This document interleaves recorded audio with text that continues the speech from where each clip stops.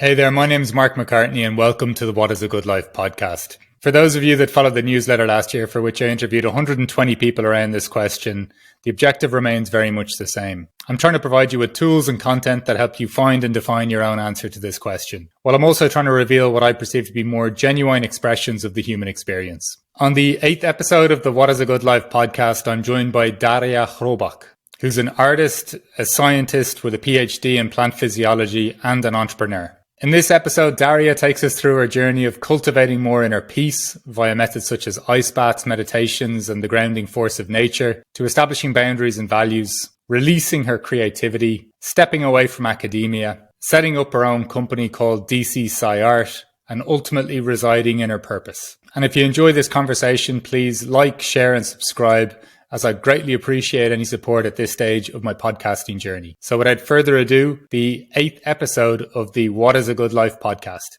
So Daria, thank you very much for joining me today. I'm very grateful to have you here. The first question I have for you today is, what is it about plants that first attracted you to pursue plant physiology? First of all, thanks a lot, Mark, for inviting me. It's a pleasure. I'm very happy. So what is it that attracted me to plant physiology? I really always was a little bit of a nature person, always liked to be out in the forest, in the woods. And so I always was drawn to plants somehow. And then when I studied it, and green is my favorite color, so I don't know if it correlates, but then when I studied biology, somehow I always was drawn more to the plant science, botany, plant physiology. And when I thought about it, why? Because actually metabolism is quite similar, right? The human science, in the human sciences and the plant sciences.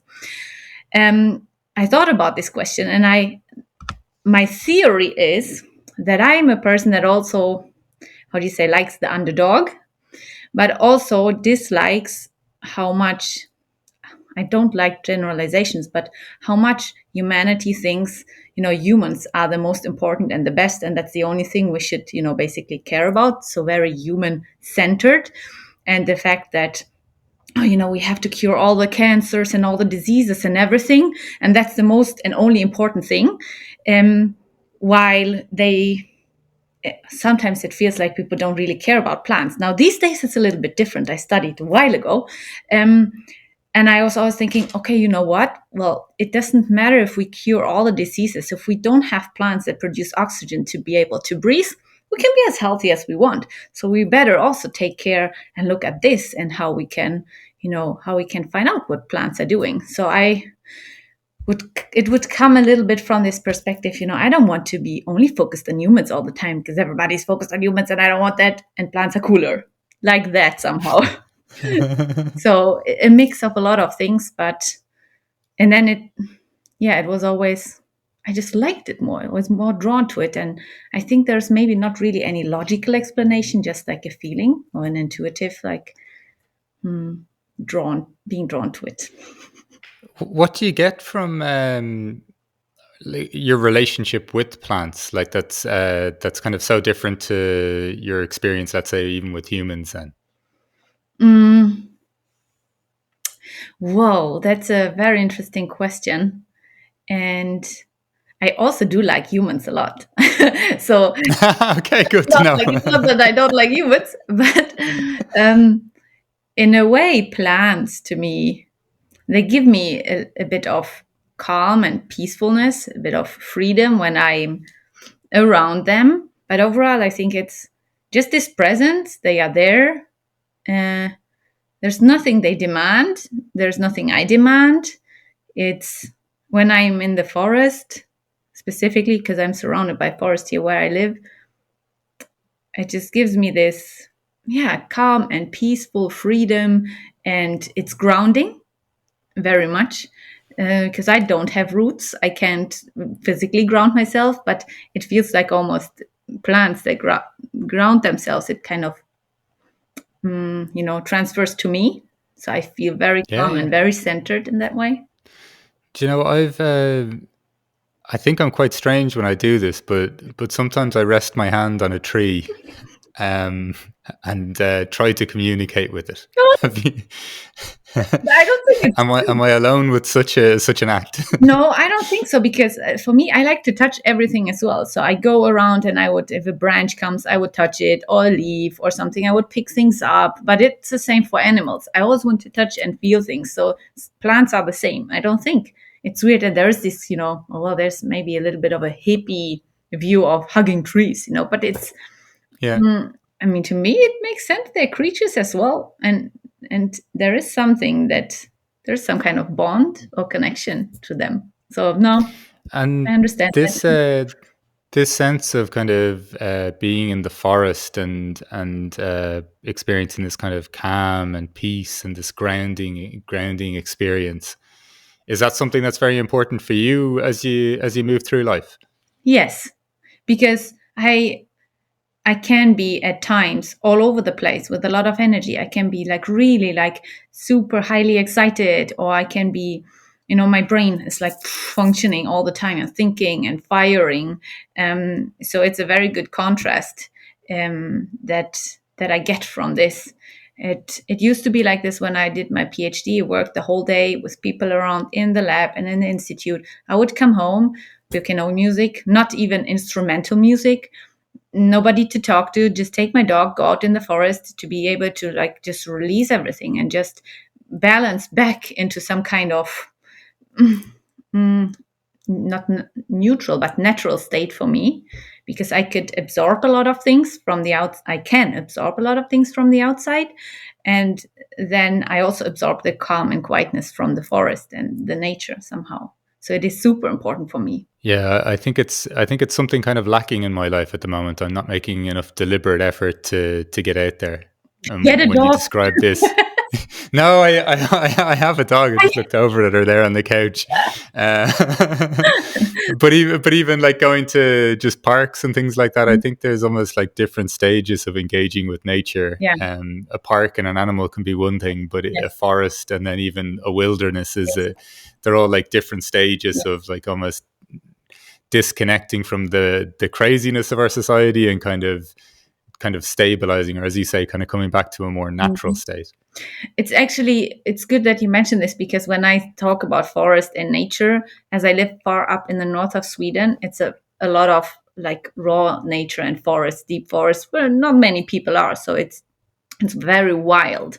And that's usually the forest I refer to, because if I go and visit my family, for example, in the city, and I go into a park, no, forget about it. I will not have the same feeling of grounding, because there would be people around. It would not be the same. So that's very true what you just said. Yeah. And this connection, though, let's say with plants, and then even when you're talking about the forest here and nature, is this quite a big pillar then, kind of your of what contributes to what is like what a good life is for you? Like, is this a kind of a seminal like block in terms of your life? Yes, I need to have it. Otherwise, I walk around like, where are the trees? I need nature. Where's the green? I immediately notice when it's not there. So if I don't have it in my surrounding, yeah, something is missing. Yeah, I will crave for it. It's very like in the summer, for example, I sleep on my balcony because I want to be in the fresh air and surrounded by the trees that are outside of my apartment complex. And I have a lot of plants on my balcony, and I want to have this connection. So it's warm enough. So I just sleep on the balcony all the time that I don't even want to be inside. So I try to use as much as possible, be in this place connected with nature and plants as much as possible.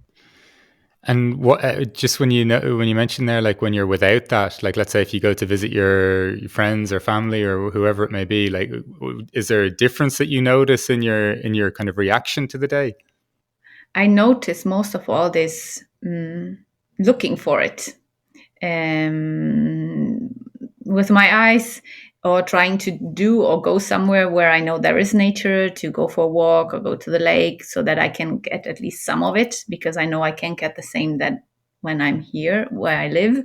And I think by now I got better handling it. So I'm not crashing, I'm not completely getting out of balance. But the reason for this is because I have been working on these types of things in the last years so that I do not get out of balance when I don't have the things that are really important for me. So it's handleable. Yeah. Handle it, let's say so. Yeah, it's when you mention there just the kind of other things that you've been using, or tools or methods you've been using in your life to make these things more manageable, or so you can handle it when you're out of your environment. What have you been discovering? Mm, I discovered a lot of things. So it's a huge journey basically, because it was around 2.5, 3 years ago where I got exposed, where I met somebody that person managed for me to be completely out of my head. My head was empty, and I have never experienced that before. Being a scientist, always thinking logic and constantly applying the brain and the mind, and I used to be an overthinker, and sometimes it still comes out. And then I decided, okay, I want to be able to do it by myself. And another friend introduced me to ice bathing, and here in the north of Sweden is perfect. So I started with this, and the first time I did it, it was a very huge experience for me because I got this physical body shock basically. I'm relatively, how do you say, pain resistant. I'm not, whiny. I can deal with a lot of things. So for me, I need a lot to be pushed into something that something kind of, clicks and I go for it. And this ice bathing made it work. So that I was out of my mind just by doing it by myself. So I wasn't depending on anybody else. And then this then led to me finally being able to meditate, which I have tried for years and years and years, to just be calm. I always thought I should be calm and sitting in a certain way, but I like to move. I like to be active. And then another friend again, it was like a chain of things, introduced me to mantra meditation with a specific teachers with specific mantras coming from a specific source. And I'm doing this since 2 years. And these things, like along the way, I was so proud that I finally managed to do and find a way for me to do some type of not controlling my mind, but somehow being able to get out of it when I want to and not constantly sit in this scientific thinking of and buzzing in my head basically. And these things then help because that all grounds me as well. That brings me to my natural state of whatever it is that I have as a natural state. And then these things help to when I then don't have nature, when I go for a week or something in the city visiting my parents, it balances me out. And the practice of doing these things helps me to contain in this, center. What would you, if you come up with one word to describe that state of when you feel like you're in your natural state, what word would come to mind? I usually would describe it like fluffy and flowy. Like it's like Right. bodiless, basically. It's like nothing really matters, not in a way like I'm indifferent towards things and I don't care, but I feel very light and I still perceive my body and everything, but it's light and fluffy somehow, like maybe like clouds or something, or cotton Yeah. candy. And just in terms then of, when you mentioned this scientific mind, Mm. how would you describe the state you're in a scientific mind? I know you were mentioning kind of buzzing earlier. Yeah, buzzing, and it's like this internal of a clock. These cogs, it's constantly like this. They are constantly moving, moving, moving, and doing things and thinking. It's like this. It's a bit noisy, and I can get into these states, and I like them, but not all the time. um, Yeah, yeah. and it's not. It feels more draining. Like my body uses a lot of energy to maintain it, to keep focus, and yeah, to kind of stay at what I want to do. And that's very different to compared to fluffiness and lightness. What first attracted you to doing these ice baths? The fact that just in that moment that my friend said like, oh, if you want to get out of your head, try this. That was the first, okay, I have to try, because they, told me that was their experience. So I thought like, I need to try. I like snow and cold weather, and I'm at the perfect spot basically. I immediately signed up, for a workshop doing this. I started reading about it and learning about it, and I was like, oh my god, it's just like basically it's only good for me, so I can't mess anything up. So how can I not try it? And then this kind of scientific mind also jumped into it, like, oh, then I can like all the biological, physiological, metabolic, all the benefits of it, also the psychological benefits. So I was immediately hooked, and then I do it regularly. And if I don't have access to it, then I jump into the snow because I have snow here. So it was basically like everything falls into place, and I like water as well. So it was all kind of okay. That's a good fit for me. It felt like I need to try, and then yeah, I got stuck with it. And it's not always comfortable, it's not always nice to do.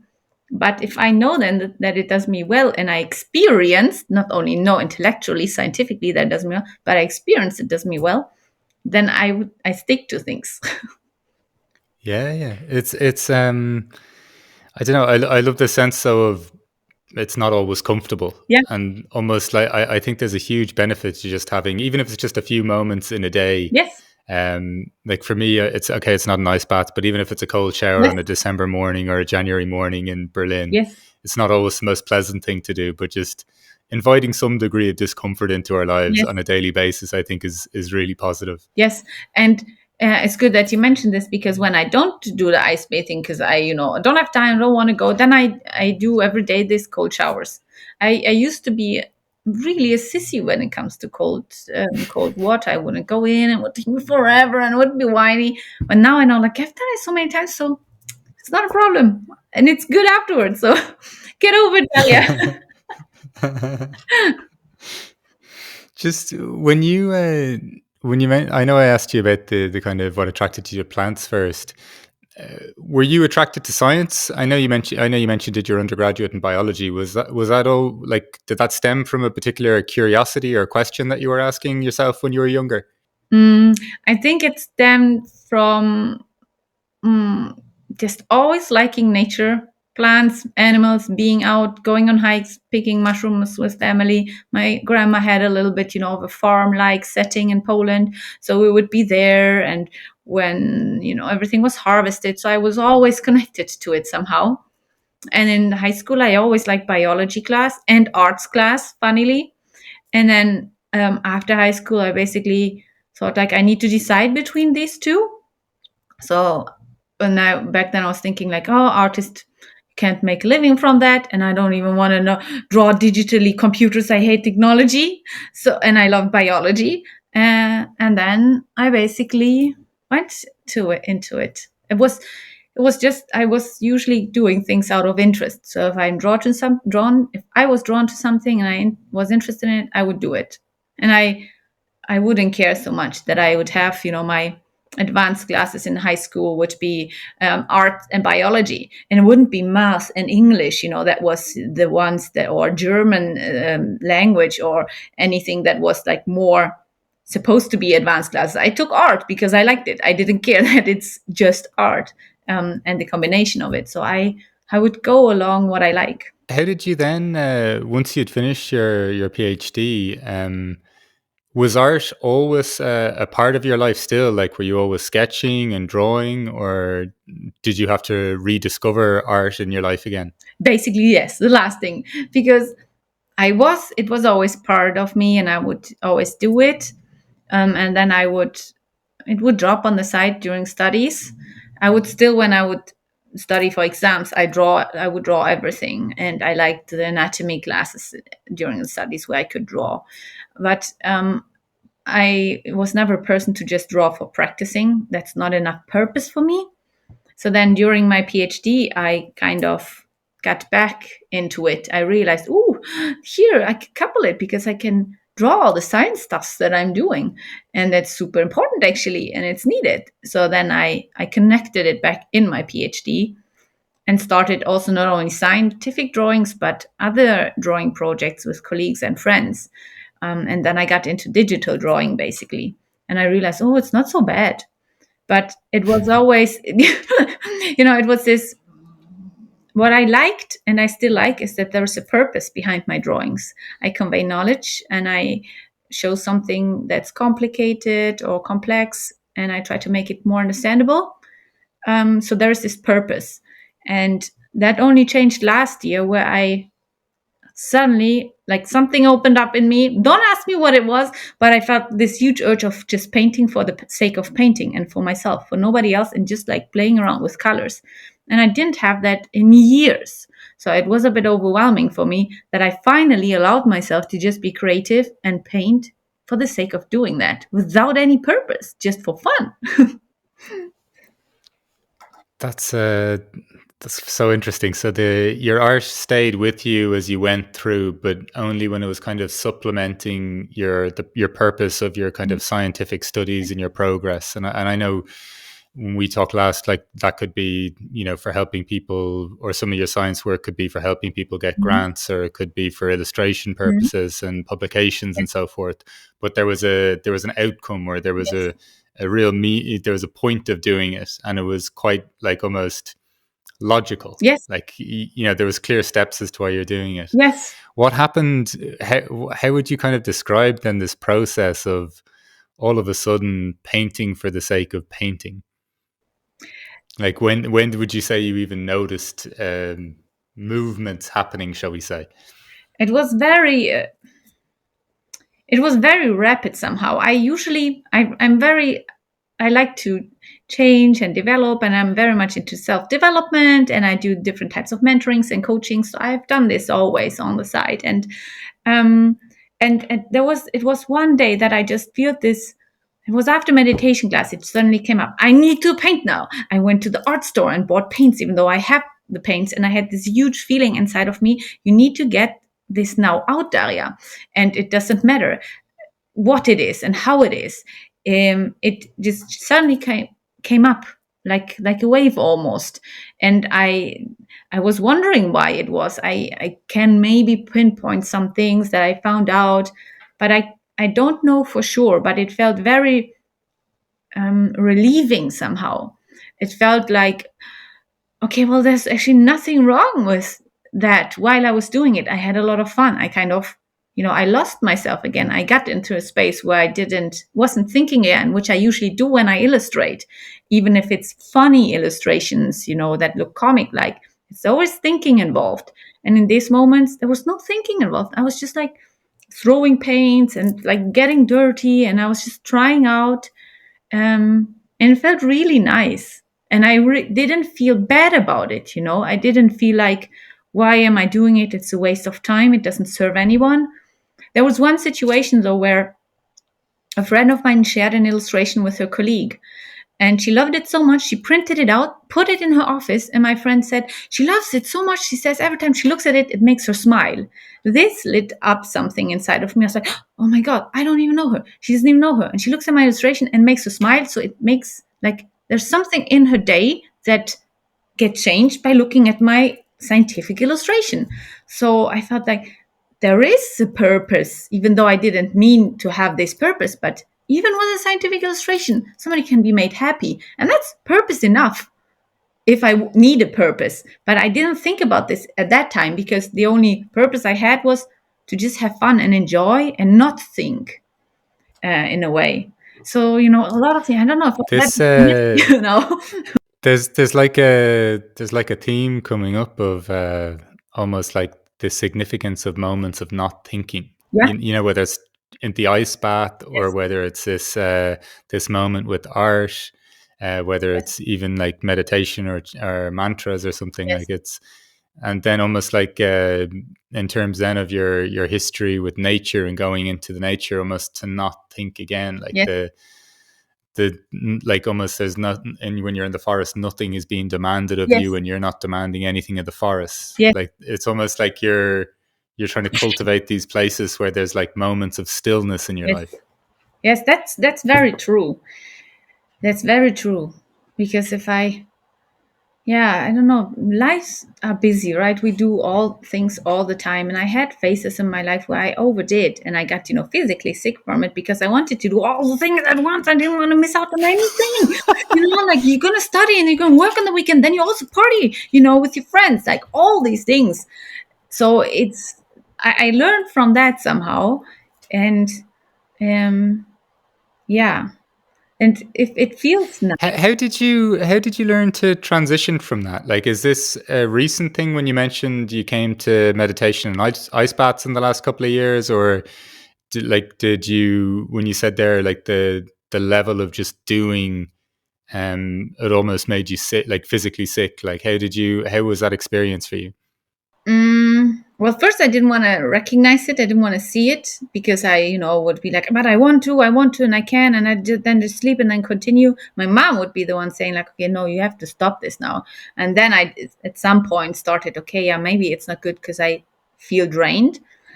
And but now thinking back, I always was a person that needed calm time and space for myself to to get back some kind of energy, to not while being drained, to how do you say, to recharge.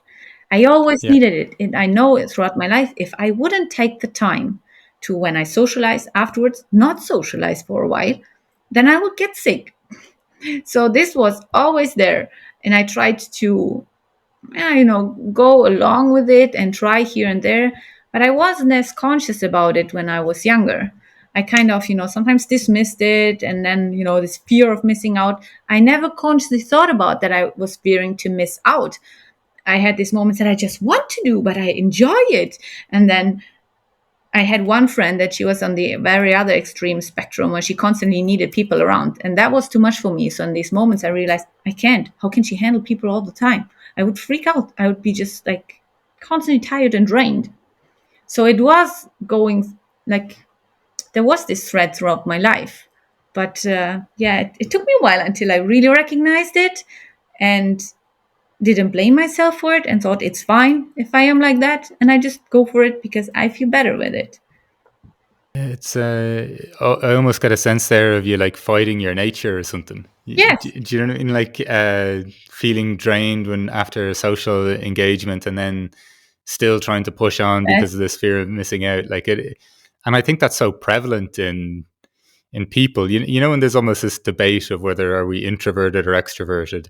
I'm both, and I need a bit of energy to be extroverted, and I Yes. need to recharge, and be introverted or something. Yes. It's more like a pendulum than me being one or the other. Yes. And I think this, I don't know, we all talk so much about how our work is burning ourselves out, but I also think it's like our relationships, our fear of missing out, our Yes. technology. Yeah. Oh, yes. All of these things. All I don't know if I think about how I was when I was younger. I don't know how humans that are younger now these days handle all of these things when I wasn't really aware of stuff. And I still grew up without a computer and a phone. I was climbing trees and like digging holes in the dirt basically when I was tiny. So I don't know how these days little humans do that. When you think of the moment where you started painting for the fun of it, and you'd mentioned that you started doing meditation and ice baths before that as well. Like, do you kind of think of other things you were doing around that time that almost it feels like there was something like released in you? You know the way you get up from meditation and then you go straight to the art shop. Mm. Like, can you think of things that may have contributed to almost like a freeing of you, or a like a releasing of something in you? Some of these coaching and mentoring sessions that I went through, a lot of talking with people about things as well, but also some friendships that broke in these times. Some people that I have been in contact for long, that there were good friendships. They Because things started shifting in me, I started to realize certain things, and then these friendships would also break, and that would release me from a certain type of social pressure that I would feel because I noticed, okay, there's something already going wrong in this friendship. I feel drained after coming home, which wasn't the case before. So I started to be very mindful about also, okay, who do I talk about, what, when, how much, and then it naturally things and relationships fell apart as well.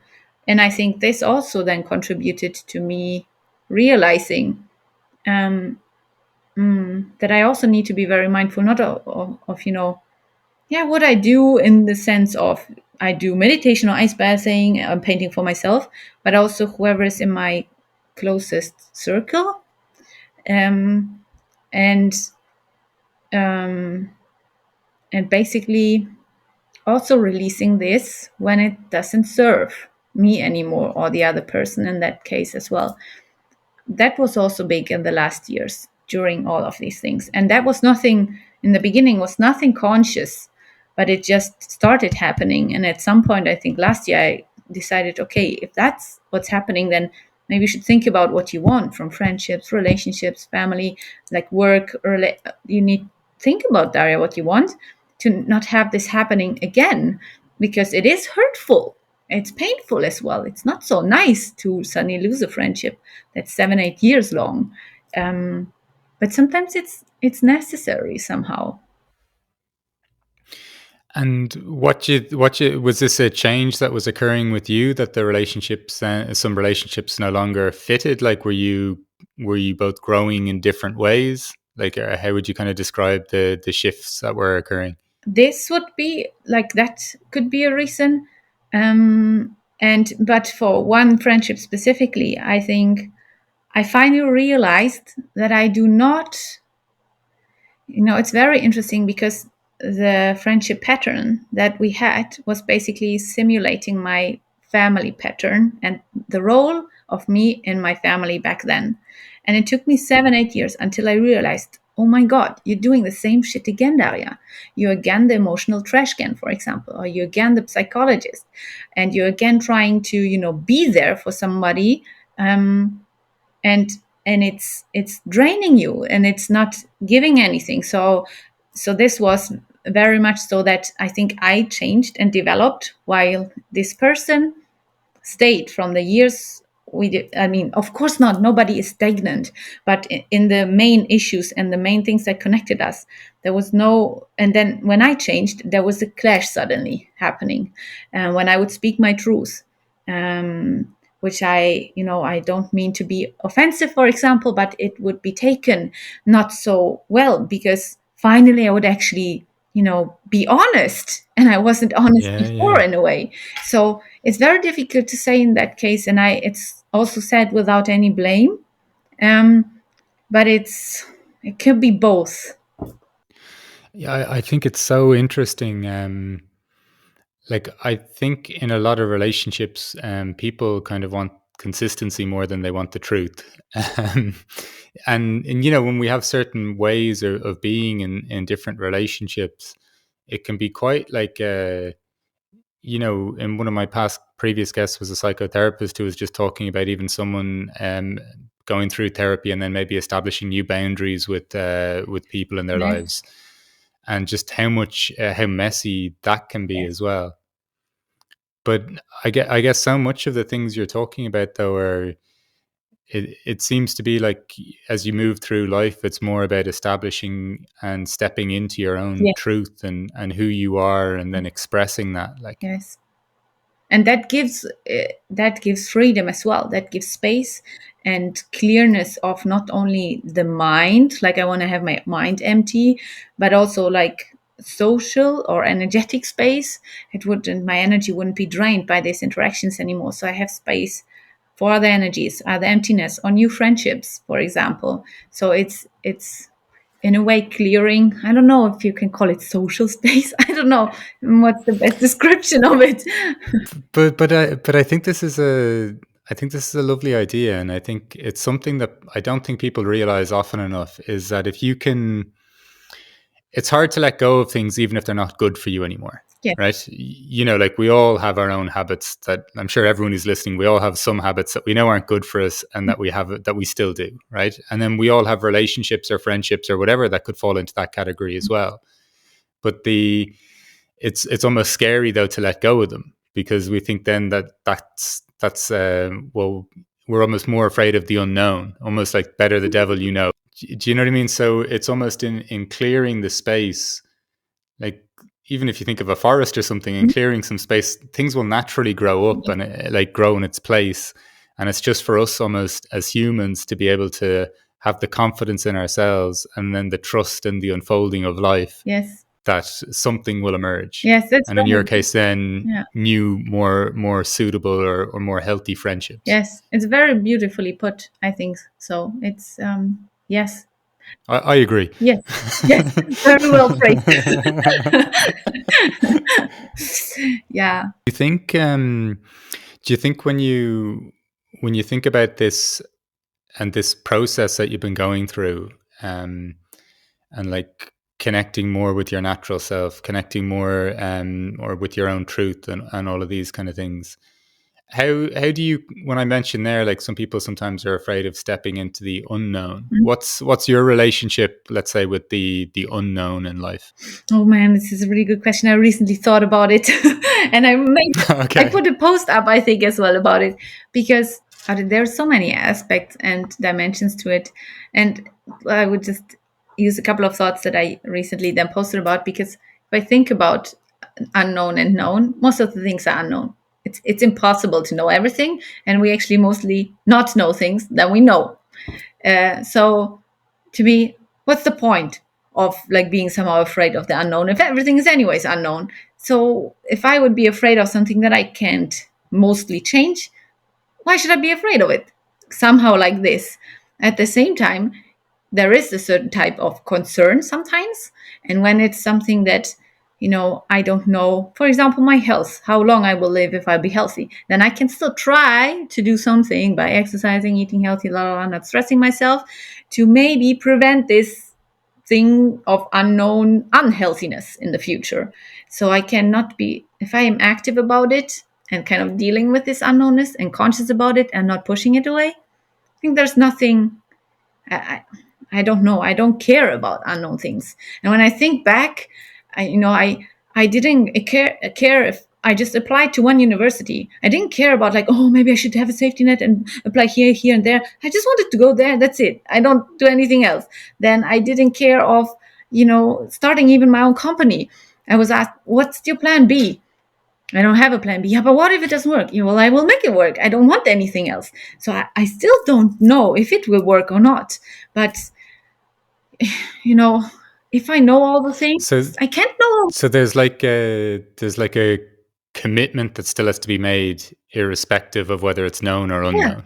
because it doesn't matter whether it's known or unknown. The thing is, I have the feeling that often people kind of hide behind things that, oh, this is known. If I have this friendship now or this relationship, it's going to last forever. No, it's not.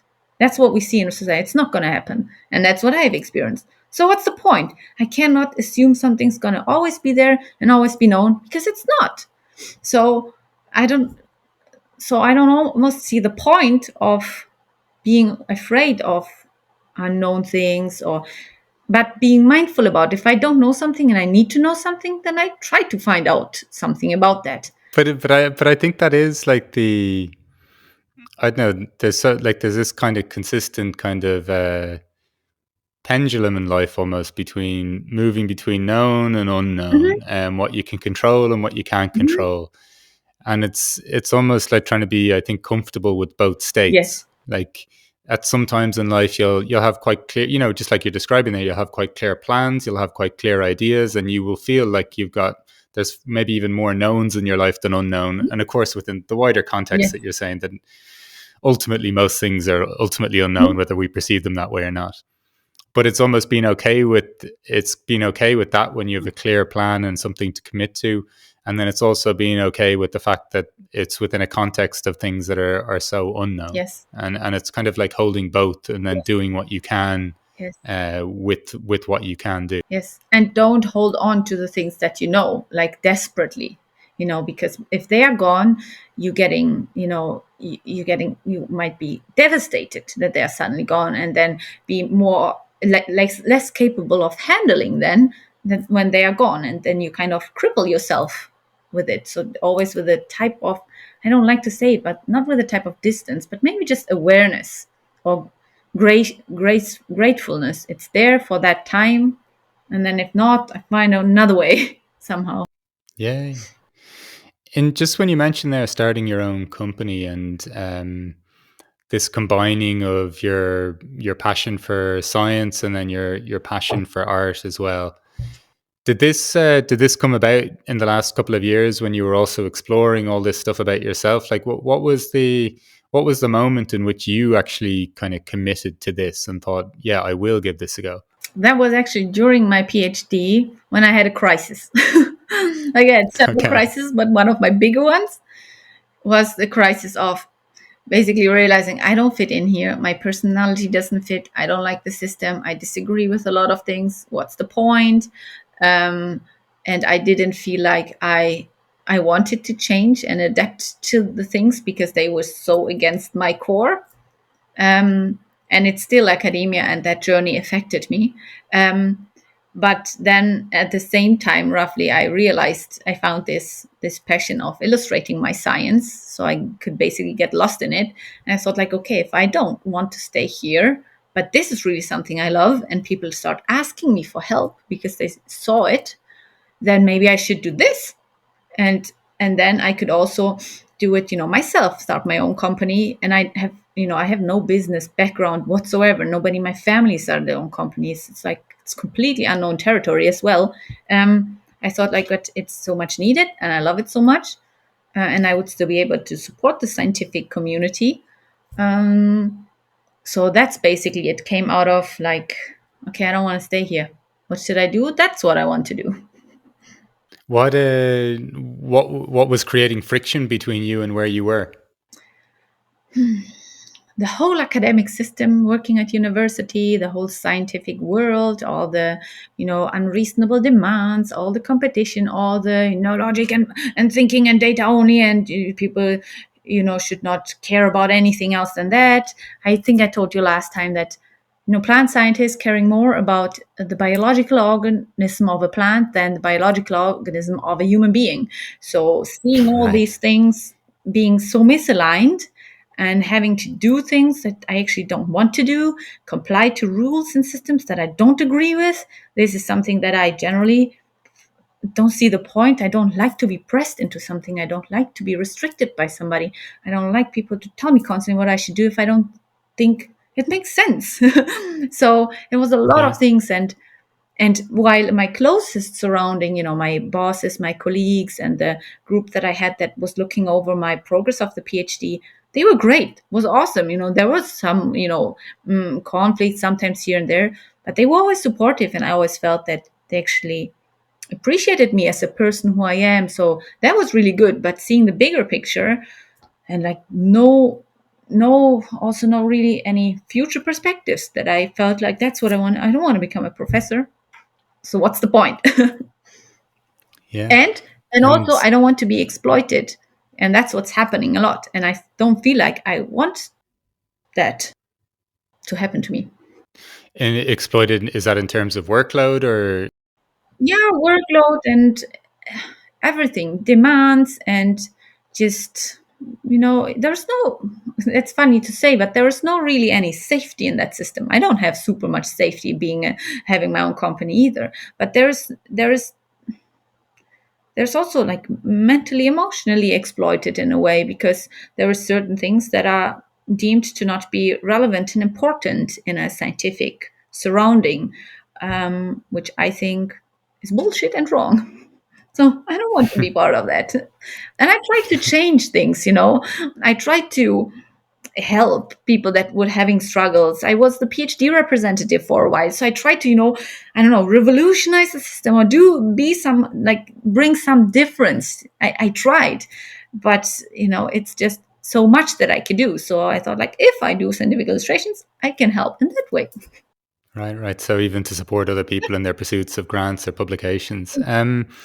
In terms then of just this sense of I don't know, realize like almost finding the right environment for yourself. Like it almost seems like you were planted in the wrong environment, or Mm.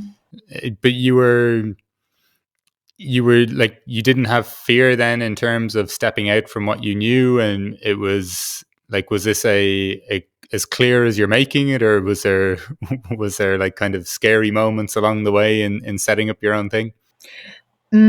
I was mostly afraid of everything around taxes, money, bills, and these kinds of bureaucracy things, because I was never good at it. So these were the things that I was mostly afraid of, or like they not afraid, but I was aware that I'm not good at it. So I kind of should better learn about it or get myself help and support to be able to bridge this somehow. But now I know that that's not the biggest problem. I mean, getting clients, that's the thing. But that never before was a fear of mine somehow.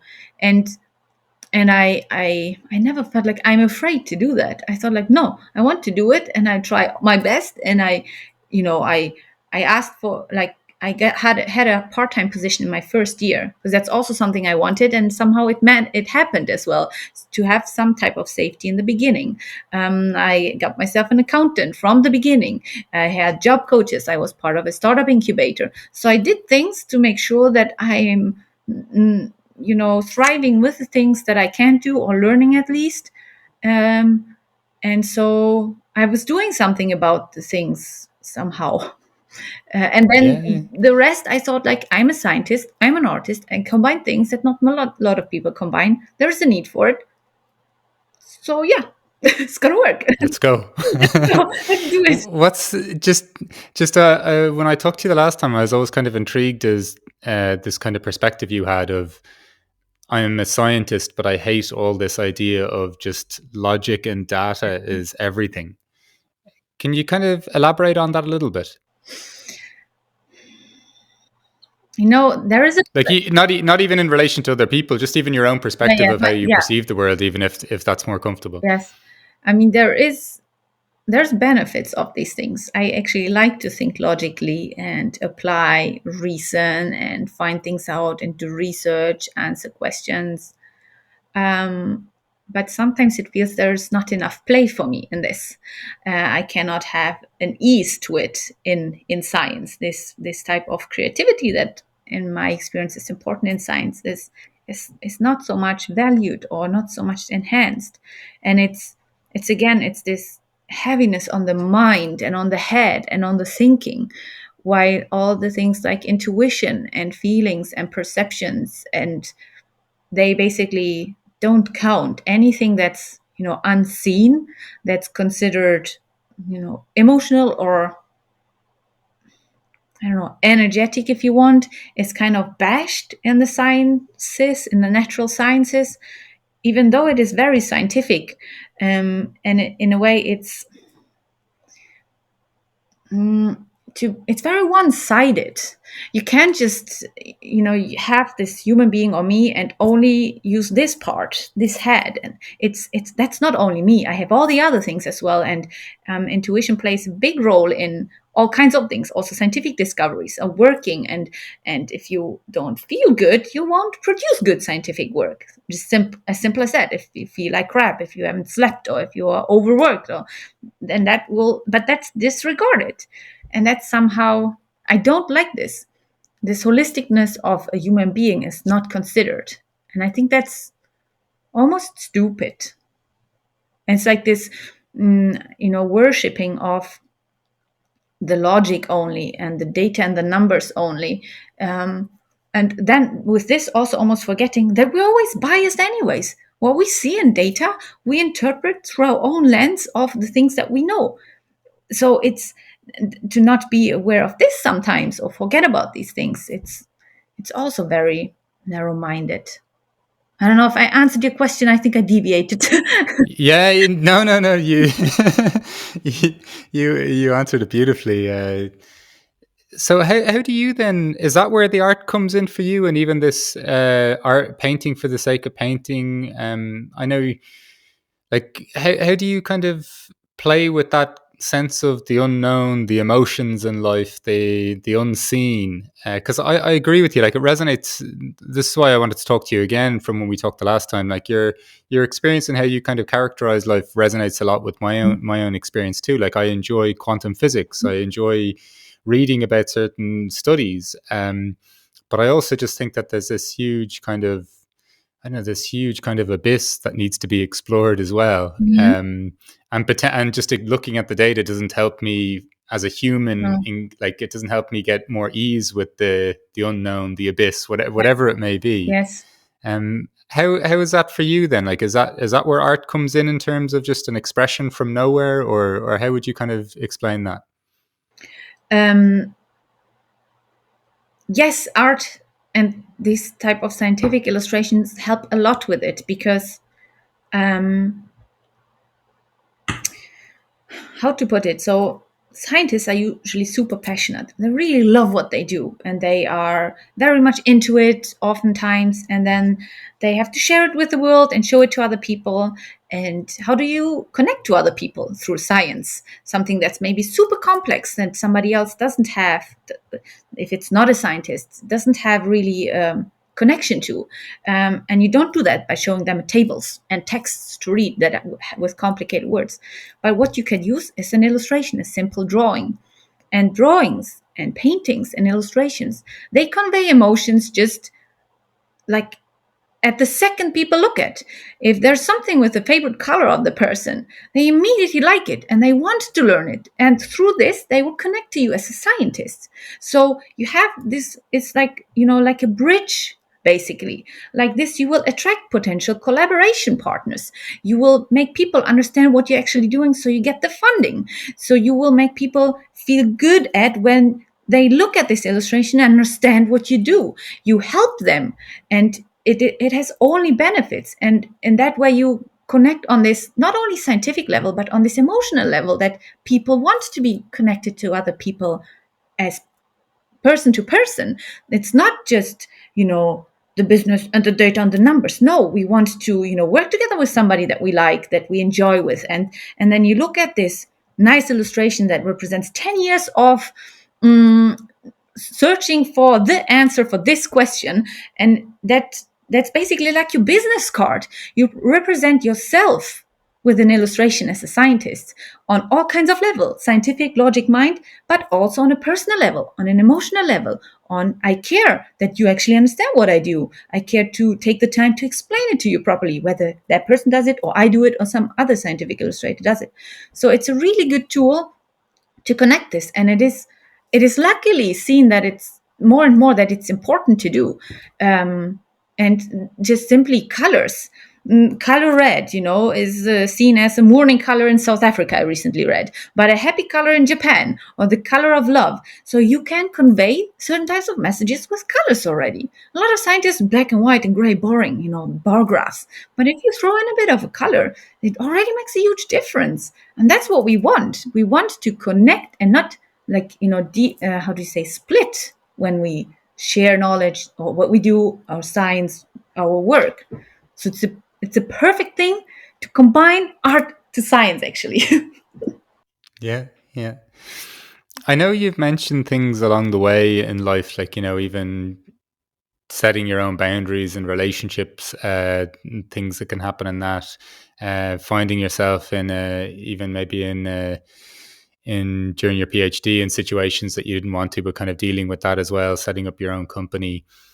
When you think of experiencing a good life, like, what are the kind of challenges that you think you face, even these days, not just what you've kind of faced before? There's all kinds of things. I don't, there's like constantly there's challenges. So I tried to think what's the most recent one. Um, in the end, it comes back to me only, how I approach the things. If I see that's a problem, okay, why is that a problem, Dara? What can you do? So I try to not find it in the external world or in that person or this issue, but okay, so why does this depict a challenge for me? What kind of limiting beliefs do I have? Do I maybe have an issue with this, or maybe that didn't feel right? So it is sometimes a constant challenge to put this back to me. Okay, Like, what is it Right. within me? And not for the sake of blaming me, or not blaming somebody else, or blaming somebody else. That's not this. Just to try to find the root or the cause of why I perceive this as a challenge. It's sometimes tricky because it's not always an easy answer. And oh, now I think about it. Oh, now I know. Okay, continue. Challenge gone. No. So this is, and Yeah, yeah. sometimes it's too many challenges at once because I'm working on, let's say, my money mindset, and then this thing to opening up my heart a little bit more, and to how do I bring this out to the world. These types of things. Then so many challenges at once, and I don't go about it, surprise, surprise, logically. It's just random, basically. And Yeah, yeah. to not want to put logic and boundaries and structures behind these things is sometimes also difficult. Or sometimes I want to challenge so many things at once, and I do so many things, and I'm like, oh, Daria, what's happening with you? Just breathe. Like, just take a step back from all of these things. You don't constantly have to Yeah. face challenges, maybe. I think that's really nice though, isn't it? Because sometimes when we get into whether it's like a self-development mindset or something like that, we almost think that we have to open our heart, drop our judgments, do all these things and do them by the end of the week. Yeah, But impossible. like hopefully you and I will be around for for another few decades anyway, and Yeah, yeah. we can unravel some of this as we Yes, move through for life. sure. Daria, just as I kind of have the habit of asking people towards the end of this conversation, what is a good life for them? I know you've kind of discussed so many things that I think would contribute to it, like trying to find balance in yourself, calm Mm, and peace, the influence of nature in your life, the importance of expressing your heart, setting boundaries with mm. people, having the courage to embrace the unknown, accept it, do what you can about it, to almost like to fuse your idea, your love for logic, and also your love for just creativity, all of these different things. But if I were to ask you one last time, what is a good life for you, Daria? Yeah, you just gave the answer. But what is a good life for me? So one of the things I can't really prioritize. I'm not really good on prioritizing and putting one thing only.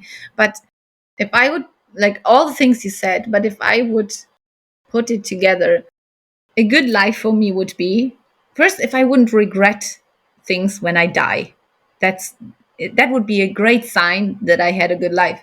But also kind of, because there is so many unknowns and so many changes at every point along my life journey, to somehow be able to make it and live in the way that I truly kind of identify with, that feels really good for me at any point somehow. This no matter what comes, whether I have 10 friends, 50 friends, or 0 friends, that I would still find a way to be feeling like I still have a good life. I still feel confident because of all the other things.